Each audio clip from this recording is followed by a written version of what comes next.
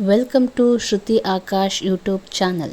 ಇವತ್ತು ನಾವು ರೆಸ್ಟೋರೆಂಟ್ ಸ್ಟೈಲಲ್ಲಿ ವೆಜ್ ಮ್ಯಾಗಿ ಮಾಡೋದು ಹೇಗೆ ಅಂತ ನೋಡೋಣ.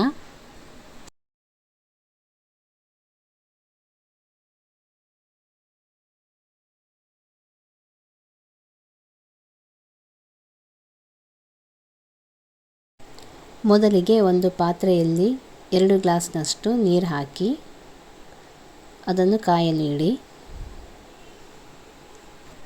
ಅದು ಕಾದ ನಂತರ ಅದಕ್ಕೆ ಮ್ಯಾಗಿಯನ್ನು ಹಾಕಿ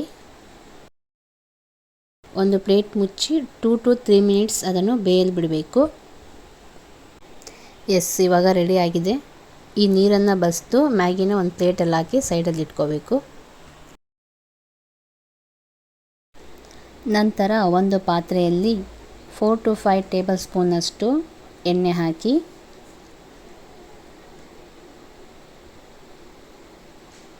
ಅದು ಕಾದ ನಂತರ 2 to 3 ಕಟ್ ಮಾಡಿರೋ ಹಸಿಮೆಣಸಿಕಾಯಿ ಹಾಕಬೇಕು. ಅದು ಫ್ರೈ ಆದಮೇಲೆ ಒಂದು ಮೀಡಿಯಮ್ ಸೈಜ್ ಈರುಳ್ಳಿ ಹಾಕಿ ನಂತರ 1/4 ಟೇಬಲ್ ಸ್ಪೂನಷ್ಟು ಉಪ್ಪು ಹಾಕಿ ಚೆನ್ನಾಗಿ ಫ್ರೈ ಮಾಡ್ಕೊಳ್ಳಿ.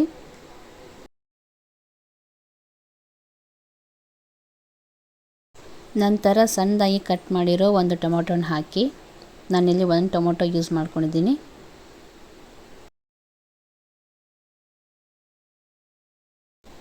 ಇವಾಗ 1 ಕ್ಯಾರೆಟು ಮತ್ತು 1/4 ಕಪ್ಪಷ್ಟು ಹಸಿ ಬಟಾಣಿನ ಮೊದಲೇ ಬೇಯಿಸಿಟ್ಕೊಂಡಿರಬೇಕು.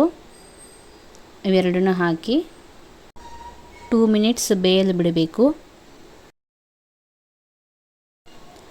ನಂತರ 1 sachet full Maggi masala powder ಹಾಕಬೇಕು.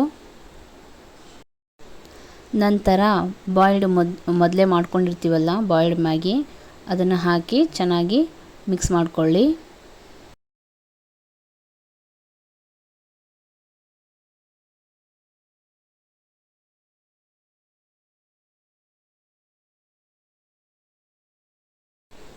ಇವಾಗ 1/4 ಕಪ್ಪಷ್ಟು ಕೊತ್ತಂಬರಿಯನ್ನು ಹಾಕಿ